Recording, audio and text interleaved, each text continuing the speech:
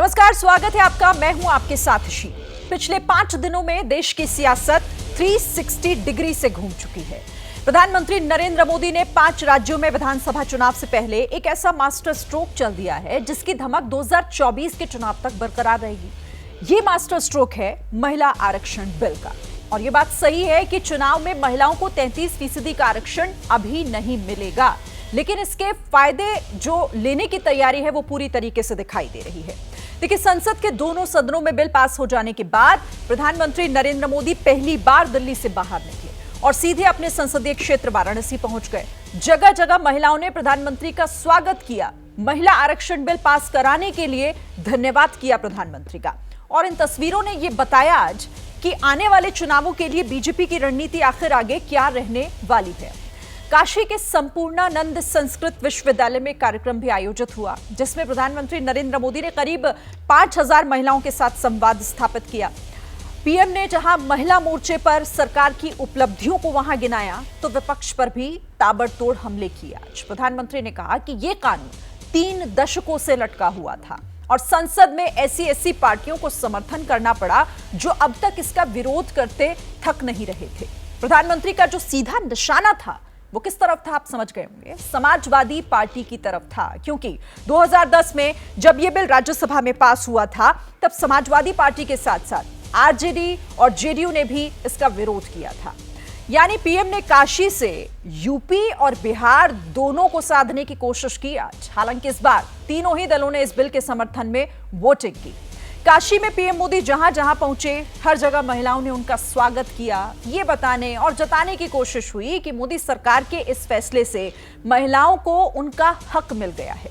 हालांकि विपक्ष के कई दल अभी भी इस आरक्षण में ओबीसी कोटा जोड़ने की मांग कर रहे हैं। उनका तर्क यह है कि ऐसा ना होने की स्थिति में ओबीसी वर्ग की जो महिलाएं हैं उनका हक मारा जाएगा। पीएम मोदी काशी पहुंचे तो सिर्फ महिलाओं से संवाद भर नहीं किया, बल्कि सौगातों की बरसात भी आज उन्होंने काशी से की। पीएम ने अपने संसदीय क्षेत्र को क्रिकेट स्टेडियम का तोहफा दिया। काशी में स्टेडियम में आधारशिला रखी और बताया कि कैसे पूर्वांचल और बिहार के लोगों को इस क्रिकेट स्टेडियम का फायदा मिलने जा रहा है। इस कार्यक्रम में बीसीसीआई के पदाधिकारी और पूर्व क्रिकेटर कपिल देव के साथ साथ सचिन तेंदुलकर भी वहां मौजूद थे। पीएम मोदी जहां काशी में विकास की बात कर रहे हैं, महिला मोर्चे पर उन्होंने ताबड़तोड़ बैटिंग करते हुए वो दिखाई दिए। तो इधर लखनऊ में अखिलेश यादव घोसी उपचुनाव के नतीजे को लेकर बीजेपी पर पलटवार कर रहे थे। यानी देखिए, यहां अखिलेश ये बताना चाहते हैं कि घोसी उपचुनाव तो सिर्फ और सिर्फ एक ट्रेलर भर था। जो पूरी पिक्चर है वो 2024 में दिखाई देगी। लेकिन क्या अखिलेश यादव ओबीसी वाली जातीय गोलबंदी से बीजेपी का महिला कार्ड फेल कर पाएंगे? और क्या मोदी की रणनीति महिला मोर्चे पर बीजेपी को दिल्ली में तीसरी बार जीत दिला पाएगी? इसी को लेकर आज का सवाल है। महिला आरक्षण बिल, क्या मोदी ने जीत लिया दिल? इसी मुद्दे पर चर्चा करेंगे। यहाँ तबला भी है, यहाँ शहनाई और सितार भी है, यहाँ सारंगी के सुर भी है और यहाँ वीणा का वादन भी है। ख्याल, ठुमरी, दादरा, चेती और कजरी जैसी कितनी ही विधाओं को बनारस ने सदियों से सहज कर रखा है। पीढ़ी दर पीढ़ी परिवारों ने, गुरु शिष्य परंपराओं ने भारत की इस मधुर आत्मा को जीवित बनाए रखा। बनारस का तेलिया घराना, पियरी घराना, रामापुरा कबीर चौरा मोहल्ले के संगीतज्ञ, ये विरासत अपने आप में कितनी समृद्ध रही है। बनारस के ऐसे कितने ही कलाकार हैं जिन्होंने पूरे विश्व में अपनी छाप छोड़ी है। मैं सबके नाम लेना शुरू करूंगा तो शायद कितने दिन निकल जाएं। कितने ही विश्व प्रसिद्ध नाम यहां अभी हमारे सामने उपस्थित है। मेरा सौभाग्य है कि मुझे बनारस के ऐसे कई सांस्कृतिक आचार्यों से मिलने का उनके साथ समय बिताने का सौभाग्य मिला है। साथियों, आज यहां काशी सांसद खेल प्रतियोगिता के पोर्टल को भी लॉन्च किया गया है। सांसद खेल प्रतियोगिता हो, सांसद सांस्कृतिक महोत्सव हो, काशी में नई परंपराओं की ये तो शुरुआत है।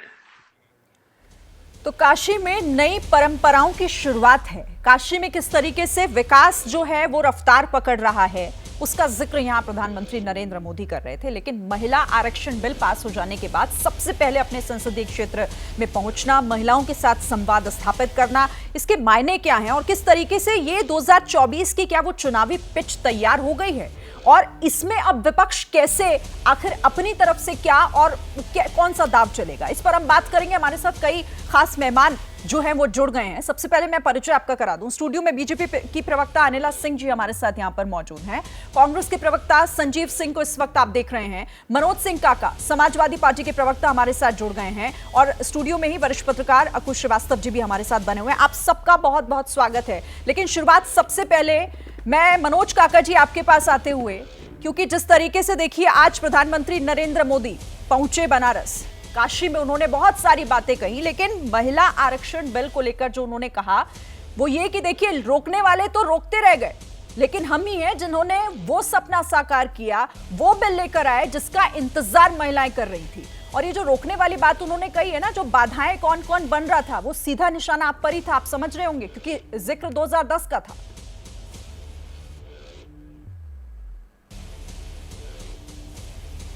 श्रीन, आपके सवालों के संदर्भ में दो सारे सवाल हैं और दो छोटी छोटी शेरों से शुरू करना चाहूंगा कि तुम्हारे पैरों के नीचे जमीन नहीं, कमाल है तुम्हें फिर भी यकीन नहीं, और बेपनाह अंधेरों को सुबह कैसे कहूं मैं इन नज़ारों का अंधा तमाशबीन नहीं। आप भी जानती होंगी और आपके माध्यम से पूरे देश के माताओं बहनों को जानना पड़ेगा कि संविधान का अनुच्छेद 82, मैं हिंदी में कह रहा हूं और मैं समझता हूं कि हिंदी को अमर्यादित असंसदीय बोलने वाले भारतीय जनता पार्टी के प्रवक्ता और नेता इसे समझ रहे होंगे।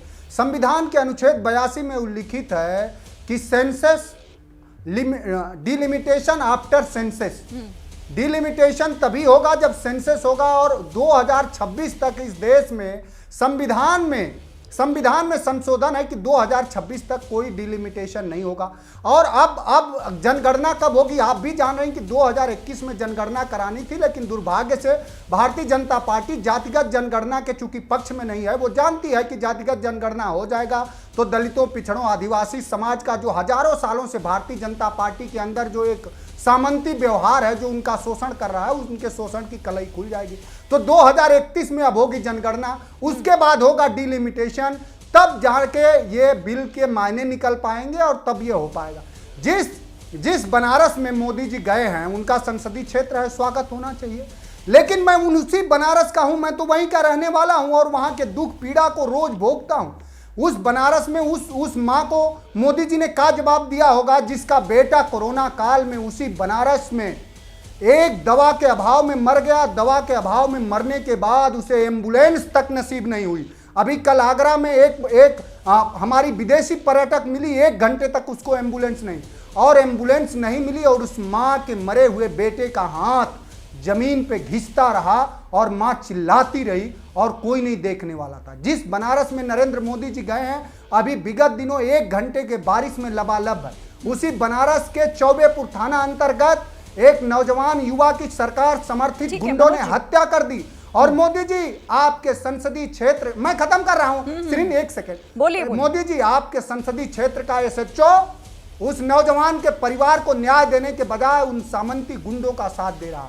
तो आप कहां खड़े हैं? उसी बीएचयू में तमाम भ्रष्टाचार है। ये जितनी भी बातें आप कह रहे हैं ना, ठीक है मनोज जी, सुनिए मेरी बात, लेकिन आज काशी से एक मैसेज प्रधानमंत्री ने जो दिया, मैं सिर्फ ये कह रही थी, सुन लीजिए पहले मेरी बात। मैं समझ गई आपको लोगों की पीड़ा की बहुत चिंता है, बहुत अच्छी बात है। यहाँ महिलाओं की भी बात हो रही है, जरा उस पर भी बात कर लीजिए ना।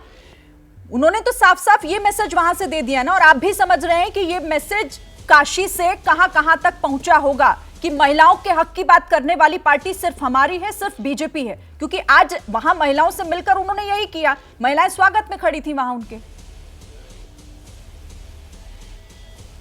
साहब, मैं आपसे कह रहा हूं कि इस देश की महिलाएं अपना इतिहास जानती हैं। इस देश की महिलाएं जानती हैं कि उनके लिए शिक्षा की लौ किसने जलाया, सावित्री फुले ने जलाया, उनको जमीन किसने दी, फातिमा शेख ने दी। इस देश की महिलाएं जानती हैं कि जो बिल्किस बानो के दुराचारियों को माला पहनाते हैं, जो इस देश के बहादुर बेटियों को न्याय नहीं दे पाए, उस बलात्कारी सांसद के पक्ष में खड़े थे, उस इस देश के माताओं बहनों को न्याय क्या देंगे? हाँ, समाजवादी पार्टी देगी, विपक्ष देगा, क्योंकि वो चाहता है कि कोटा विद इन कोटा हो, दलितों पिछड़ों के माताओं बहनों को भी उस सदन में जाने का राजनीतिक हक मिले।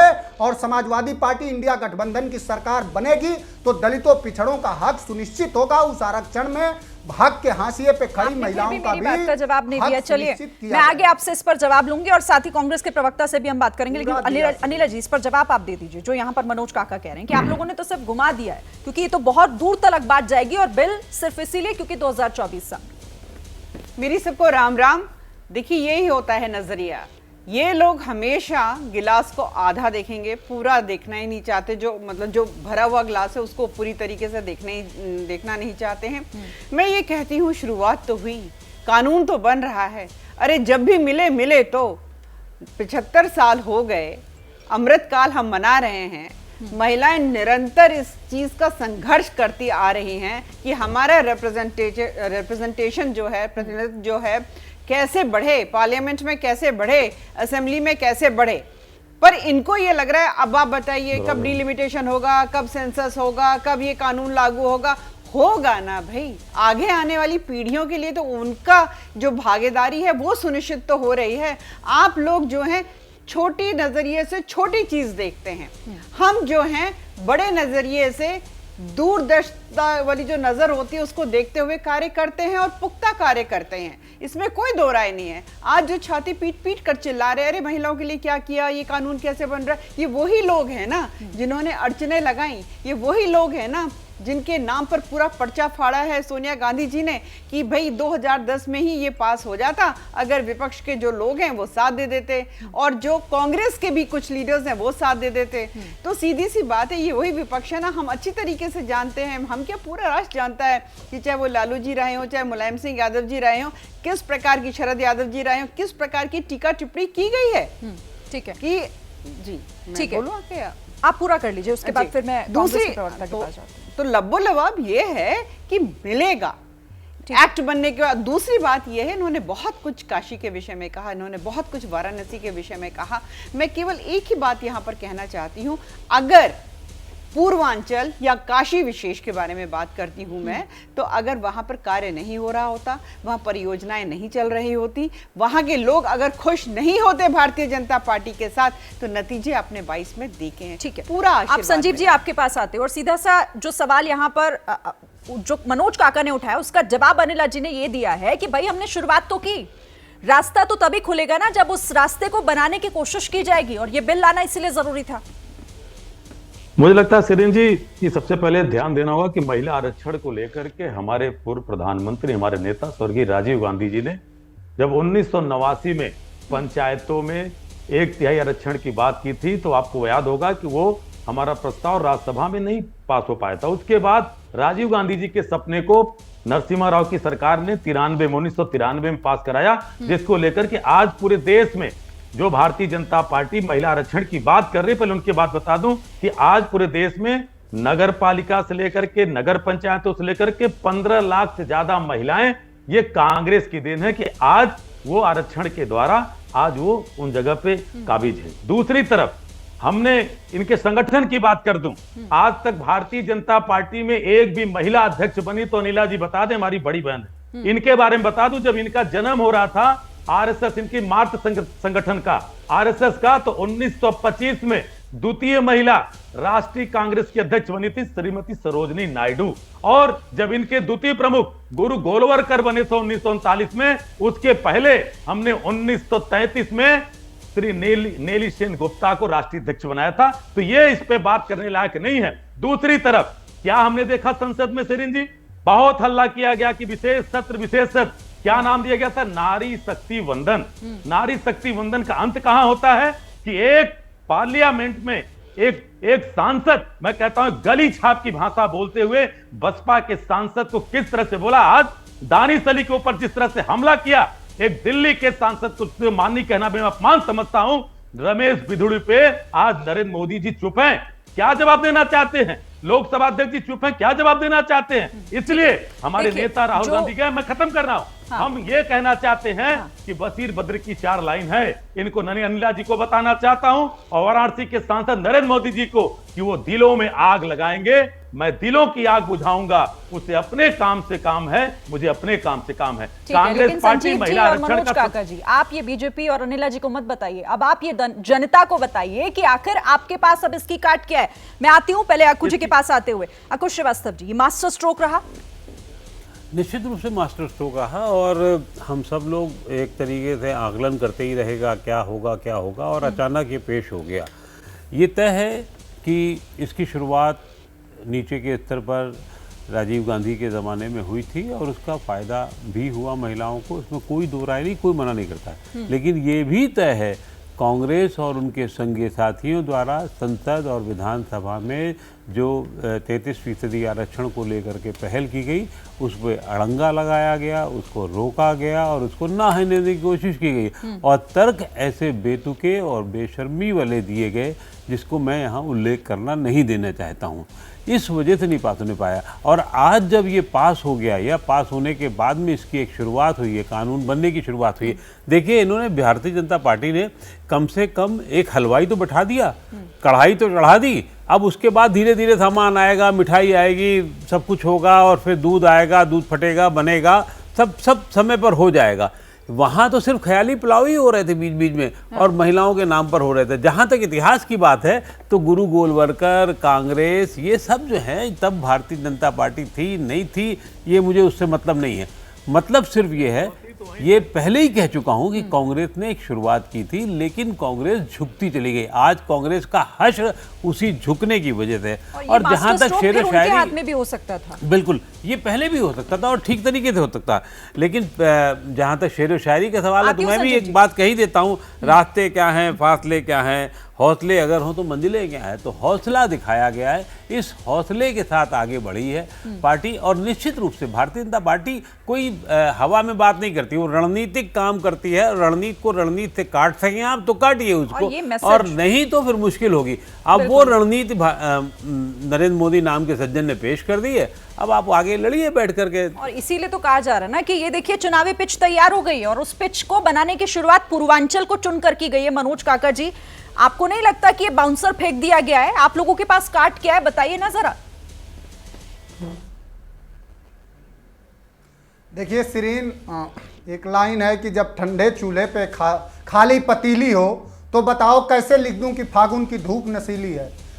पतीली तो खाली मैं तो नहीं है, वहीं का उसके रहने अंदर वाला हूं, मैं तो महिला आरक्षण बिल है, बता रहा हूं, जिसको लेकर महिलाओं के बीच प्रधानमंत्री जा रहे हैं। मनोज काका, तो अरे सिरीन आप तो पढ़ी लिखी बहुत विदुषी पत्रकार हैं, आप बताइए ना इस देश में डिलिमिटेशन कब होगा? इस देश को बताइए 2026 के बाद होगा कि नहीं? अगर सरकार को इतना ही महिला आरक्षण से प्यार था तो सरकार ने एक ऑर्डिनेंस ला के उस डिलिमिटेशन को कैंसिल करके क्यों नहीं कहा कि 2029 में ही, कम से कम 24 में तो कभी नहीं कर सकते, 29 में ही कहा तो ये 15 लाख की तरह, 2 करोड़ रोजगार की तरह, अच्छे दिन की तरह एक जुमला है। अगर इस देश की माताओं बहनों को और हक के हाशिए पे खड़े जनमानस की बहनों को अगर कोई न्याय देगा तो समाजवादी पार्टी और इंडिया अलायंस देगा, ये जान लीजिए। ये लोग, मैंने कई उदाहरण आपको प्रस्तुत किया। मैं मोदी जी से जानना चाह रहा हूं कि जो उत्तर प्रदेश से आप चुने गए हैं, उत्तर प्रदेश में जो लगातार सरकार संरक्षित हत्याएं हो रही हैं, मुख्यमंत्री जी एक तरफ मुंह से बयान देते हैं कि उत्तर प्रदेश में सुरक्षित कानून व्यवस्था है, दूसरे तरफ अपराधियों के साथ फोटो खिंचा लेते हैं, अपराधी उनके साथ मंचासीन रहते हैं। तो किस तरह से क्या कर रहे हैं? पूरे उत्तर प्रदेश समेत देश में महंगाई का ये आलम, रोजगार है नहीं। आपने काले धन पे बात करा, इंडियन एक्सप्रेस की रिपोर्ट है कि विगत 9 सालों में इस देश का काला धन घटने के बजाय 52% बढ़ गया। तो जिन सवालों के साथ माननीय नरेंद्र मोदी जी इस देश में सत्तासीन हुए, उन सारे सवालों पे वो ध्वस्त हैं। अब सवाल ये पूछा जा रहा है, क्या ये भारतीय जनता पार्टी पिछड़ों के खिलाफ है? ये सवाल है। पिछड़ा आरक्षण आपने क्यों नहीं सुनिश्चित किया? मंडल कमीशन की 42 संस्तुतियों में 2 संस्तुतियां सिर्फ लागू हैं। और जो मनोज झा ने पढ़ा कि सरकार में एक ठाकुर है, सरकार ठाकुर खेत का है, मुठिया खेत का है, खेती ठाकुर की है, अनाज ठाकुर का है, आम आदमी का तो सिर्फ कुछ भी नहीं है, सिर्फ उसका श्रमशील स्वभाव है, कुछ भी नहीं है इस देश में आम आदमी का। भाई आधी आबादी भी उसी आम आदमी से आती है मनोज काका, आधी आबादी भी उसी आम आदमी के बीच से निकल कर आती है। और देखिए आप मैं कह रही हूँ ठीक है ये जुमला ही सही, लेकिन लोगों के बीच ये मैसेज पहुंचा दिया ना कि हमने 24 से पहले आधी आबादी को उनका हक दिला दिया। मैं ये कह रही हूं आपसे, बिल्कुल नहीं दिलाया, जुमला कराया। उनका पूरा चरित्र वही है जो चिन्मयानंद का है, जो रमेश बिधूड़ी का है, कि इस देश के लोकतांत्रिक सदन में जिसके गरिमा का अभी बखान कर रहे थे देश के प्रधानमंत्री जी, उस बखान को, और वो महिला बिल लाया किसके द्वारा गया? निशिकांत दुबे के द्वारा, जो लगातार महिलाओं को नगर बधू जैसे अमर्यादित शब्दों से संबोधित करता है। और उसका अंत कैसे हुआ? रमेश बिधूड़ी के अमर्यादित संसदीय बयानों से, जिस बयान को सुन करके पूरी दुनिया और देश के लोग क्या महसूस किए होंगे। और नरेंद्र मोदी जी इस देश की गरिमा और बनारस के गरिमा और वैभव पर चर्चा कर रहे थे। वो कबीर की धरती है, नहीं पढ़ा उन्होंने? कबीर को तो पढ़ना चाहिए उनको, कि ऐसी बाणी बोलिए मन का आपा खो, औरन को शीतल करें आपो शीतल हो। मोदी जी कबीर की धरती है, वो रैदास की धरती है जहां आप गए हैं कि मन चंगा तो कठौती में गंगा। क्या कर रहे हैं? वहीं पे सर्वधर्म संस्थान, महिला आरक्षण बिल को मैं खत्म कर रहा हूं,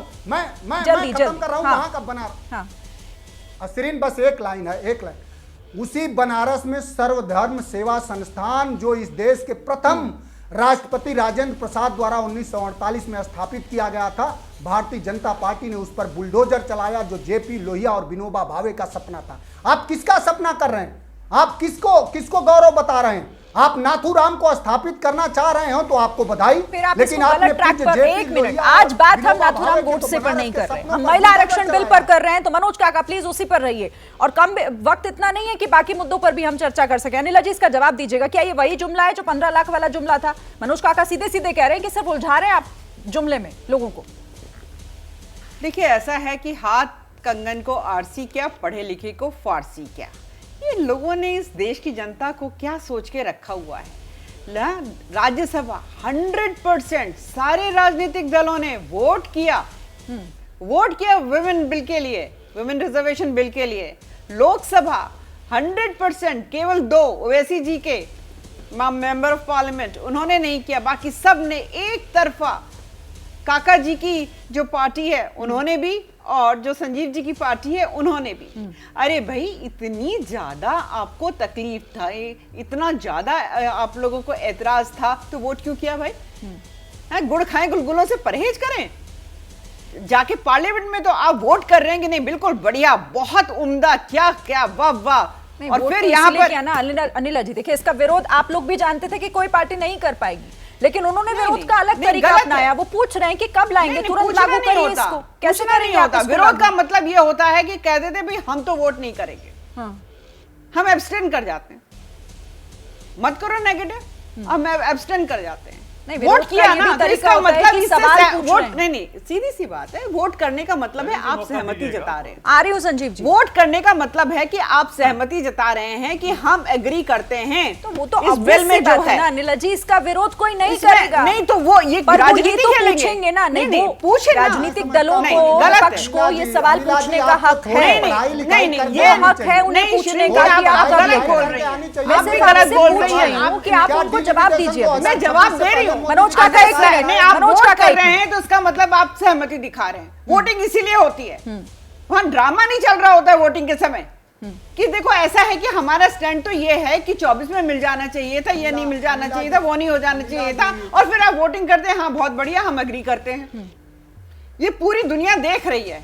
बारंबार जो ये कहा जाता है कि हमने लोकल बॉडीज में रिजर्वेशन दिलाया, कांग्रेस ने रिजर्वेशन दिलाया, तो साहब आपने पार्लियामेंट और असेंबली में भी दिलवा देते। हाँ, वहां क्या तकलीफ आ रही थी इतनी ज्यादा?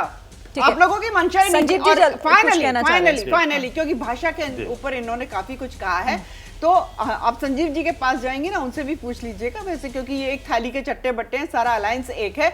आज जो कांग्रेस के अध्यक्ष जो हरियाणा के हैं, उन्होंने जिस भाषा का प्रयोग किया है वो ठीक है भाषा की सब मर्यादा बनाकर रखिए, अनिला जी हो या कोई भी हो, मैं सबसे कह रही हूँ। ठीक है, जल्दी से संजीव जी, जल्दी से ब्रेक लेना है फटाफट। आप भी रमेश सुनिए इनके, मनोज भाई सुनिए, पहली बात की इनको जानकारी ले लेना चाहिए कि संसद में अनुच्छेद 82 और 81(3) के तहत यह कहा गया कि 2026 में जब परिसीमन होगा उसके बाद ये जनगणना, और उसको लेकर के आपको बता दूं कि इन्हीं के सांसदों ने 1939 तक कहा कि 2039 तक हो सकता है ये बिल पास, वो जो है फ्रेम में आवे। और इन्हीं की पूर्व मुख्यमंत्री, हमारी बात छोड़ दीजिए, उमा भारती जी कह रही हैं कि पिछड़ी जात की महिलाओं के साथ सम्मान नहीं किया। हाँ। उमा भारती जी किसकी, अनिला जी थोड़ा बता दीजिए, क्या वो कांग्रेस पार्टी की मुख्यमंत्री रही कि समाजवादी पार्टी की रही? और दूसरी बात, हमारी आज 4 राज्यों में सरकार है अनिला जी, जहां पे 3 मुख्यमंत्री हमारे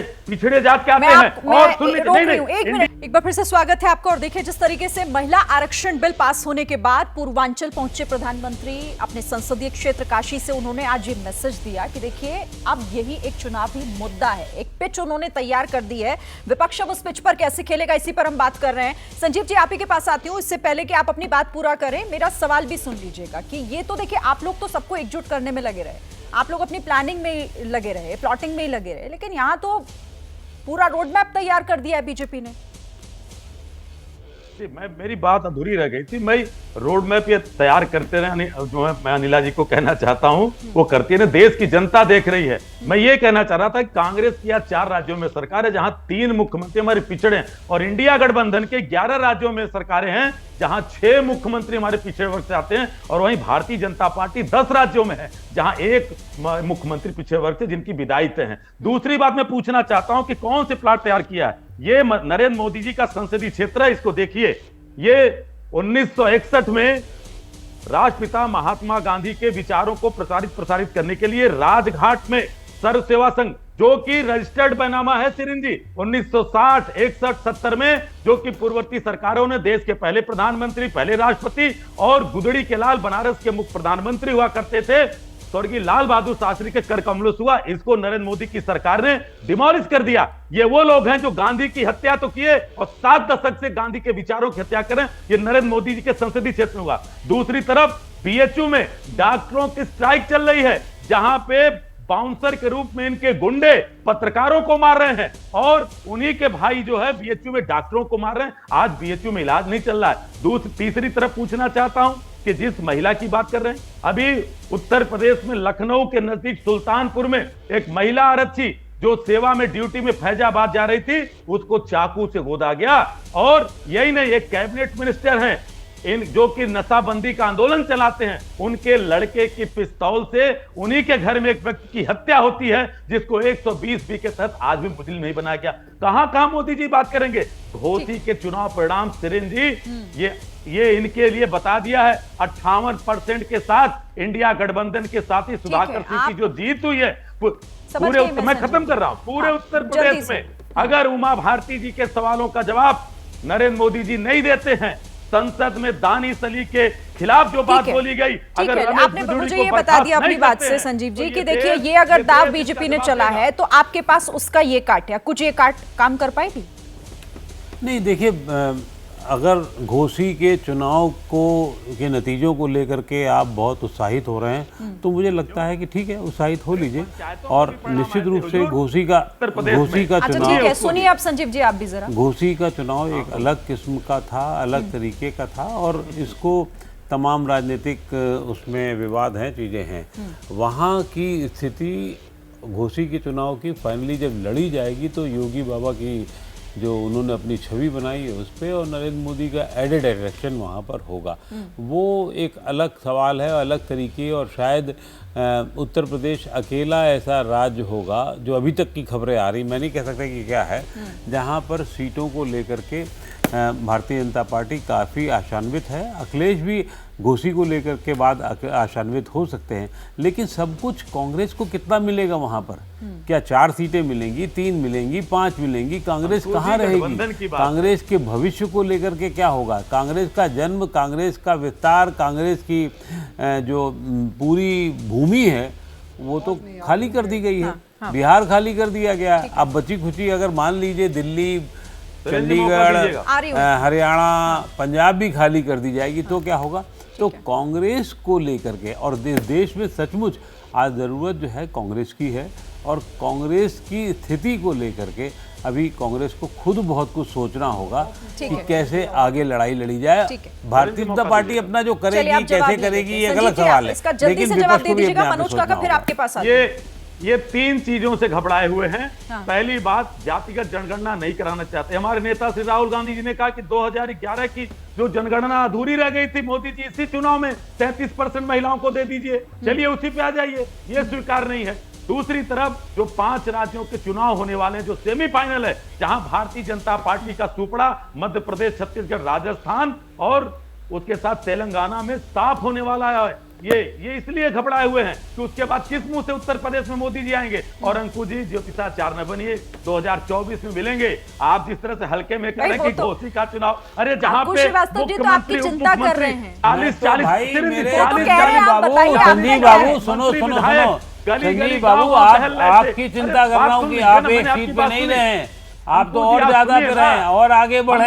मैं तो राष्ट्रव्यापी चिंता आपकी कर रहा हूँ। उन्होंने ये भी कहा कि कांग्रेस की जरूरत है। चिंता भाई, एक विपक्षी दल, मुख्यमंत्री के साथ उसकी जरूरत है देश को। मुख्यमंत्री के साथ उप मुख्यमंत्री घोसी में टहल रहे थे और आप कह रहे हैं कि सामान्य सी हो। सुन लीजिए, आपके काम की बात ही कह रहे थे, सुनना भी सीखिए थोड़ा। बहुत अच्छी बात है, आप सारी बातें जो है वो सोच समझ कर आए, लेकिन सुनिए। ठीक है, चलिए मनोज काका के पास आती हूँ। भारतीय जनता पार्टी गिनाते हैं वो, ठीक बताइए उनसे। ठीक है, चलिए अब मनोज काका के पास आते हो। मनोज काका, प्लीज सवाल करें। भारतीय जनता पार्टी के लिए अनिला जी हैं, मैं नहीं हूँ, मेरा काम नहीं है उनकी तरफदारी करना। मनोज काका जी, हाँ जो घोसी पे हमारे जो घोसी जी, बोलिए सवाल करें। मनोज काका, मैं यही कह रही हूँ, पूर्वांचल को कैसे साधेंगे आप? पूर्वांचल कितना महत्वपूर्ण है उत्तर प्रदेश के लिए, और उत्तर प्रदेश देश की सियासत के लिए ये बखूबी जानते हैं आप, मुझे बताने की जरूरत नहीं। जी बिल्कुल ठीक सवाल है। उत्तर प्रदेश इस देश में इतना मायने रखता है कि जिसकी ज्यादा सीट उत्तर प्रदेश में जीतेगी, निश्चित रूप से वही दल इस देश की सरकार बनाएगा। और उत्तर प्रदेश में अभी घोसी का जो चुनाव, वो सामान्य चुनाव नहीं हुआ श्रीन। मैं चूंकि उस चुनाव में रहा हूं और गांव-गांव और गली-गली घूमा हूं, इसलिए आपको बता दूं, वहां थानेदार बीजेपी का काम कर रहा था, वहां का कप्तान बीजेपी का काम कर रहा था, वहां का डीएम काम कर रहा था। हर थानों पर वहां बुला करके, कोपागंज से लेकर के घोसी हर थाने पर ग्राम प्रधानों को बुलाया गया, बीडीसी को बुलाया गया, सेक्रेटरी को बुलाया गया, धमकाया गया। हम खुद हम वो एक रास्ते से गुजर रहे थे, कप्तान वहाँ एक धर्म संप्रदाय के लोगों के यहाँ एक छोटी सी वहाँ जगह है, एक बाजार है, उस बाजार में 1-1,500 फोर्स लेके घूम रहा था और अनावश्यक लोगों का चलान कर रहा था। वो कोई सामान्य चुनाव नहीं था, लेकिन बखूबी चूंकि उत्तर प्रदेश में पूर्वांचल के लोग राजनीतिक रूप से बहुत समझदार हैं, वो समझ चुके हैं कि भारतीय जनता पार्टी। आप गंभीर आरोप लगा रहे हैं, पूरे सिस्टम को ही आपने कटघरे में खड़ा कर दिया, लेकिन आप इस आरोप को किसी आधार के तौर पर लगाएंगे तो मुझे ज्यादा अच्छा लगेगा। जल्दी अपने मेहमानों का रुख एक बार फिर से कर लेते हैं, वक्त क्योंकि कम है। अनिला जी, सब जिस तरीके से आप पर सवाल ये उठ रहे हैं, बार बार ये कहा जा रहा है क्योंकि आप लोग इंडिया गठबंधन से घबरा गए हैं, इसीलिए इस तरीके के मास्टर स्ट्रोक चल रहे हैं। देखिए, ऐसा है कि हर बार ये इस प्रकार की बातें करते हैं और जनता इनको जवाब दे देती है। अभी ओवर कॉन्फिडेंस इतना ज़्यादा संजीव जी का कि भाई 5 राज्य हार जाएंगे, आने वाले चुनावों में 5 राज्य हार जाएंगे। भारतीय जनता पार्टी तो 5 राज्य जीते या हारे, मैं इतना ज़रूर जानती हूँ, कांग्रेस का कहीं कोई ठिकाना नहीं रहने वाला है। आप लोगों का मॉरल, जिसको कहते हैं, इतना ज़्यादा कमज़ोर हो चुका है, तभी आप लोगों ने इस प्रकार का एक जो अनस्टेबल गठबंधन बनाया हुआ है। और दूसरी बात यह है कि मैं मनोज जी को कहना चाहूँगी, इतना ओवर कॉन्फिडेंस मत दिखाइए। घोसी है, ठीक है, कुछ कुर्बानियां हो जाती हैं ना, कुछ कुर्बानियां हो जाती है तो उसको हमारी हार मत समझिए। नहीं, घोसी से पहले कर्नाटक भी था, उससे पहले नहीं, मैं हिमाचल भी उत्तर था। प्रदेश की मैं बात कर रही हूँ, बहुत क्योंकि सारी चीजें हैं, इन्होंने अनिला जी, और उन्हें हम इग्नोर नहीं कर सकते। जो जीते हैं हमराज वो गिनवा देती हूँ मैं। जीत हार चलती रहती है, पर इसका मतलब अगर कोई ये सोचे कि घोसी भारतीय जनता पार्टी हार गई है तो भारतीय जनता पार्टी का बंटाधार हो गया है, तो ये इनका ओवर कॉन्फिडेंस है। ठीक है संजीव जी, आप हंस रहे हैं, लेकिन ये तो आपके अस्तित्व पर ही सवाल उठा रही है बीजेपी। अनिला जी कह रहे हैं कि आपका तो अस्तित्व बचेगा भी या नहीं, वो भी एक प्रश्न है फिलहाल। सिरिन जी, राजनीति में कोई, मुझे लगता है कि ज्योतिषाचार्य बनकर अनिला जी की भारतीय जनता पार्टी का जब जन्म हुआ था तो अटल जी आडवाणी जी संसद का मुंह नहीं देखे थे बड़ी बहन, तो इसको भी थोड़ा जान लीजिएगा। इसलिए आप कांग्रेस के भविष्य के बारे में बात न करें, जहां पे देश के गृह मंत्री ने कर्नाटक में कहा कि हमारा मुख्यमंत्री बेकार ही सही, प्रधानमंत्री का चेहरा देख करके वोट दीजिए, वहां की जनता ने आपको सबक सिखाया। हिमाचल प्रदेश में आज जिस तरह से दुश्मनी निभा रहे हैं कि जहां पे हमारी नेता लगातार चिट्ठी प्रियंका गांधी जी ने लिखा, आपदा से वहां की जनता करारी लेकिन मदद नहीं कर रहे हैं। आप चिंता न करिए, जी, लेकिन इस तरह के सजेशंस को भी हल्के में नहीं लेना चाहिए। मेरे पास वक्त की कमी है, माफी के साथ आप सबको रोकना चाहती हूँ, और धन्यवाद आप सभी का कि आप इस चर्चा में शामिल हुए। वक्त इतना ही था, और एबीपी न्यूज पर खबरें आगे भी जारी रहेंगी।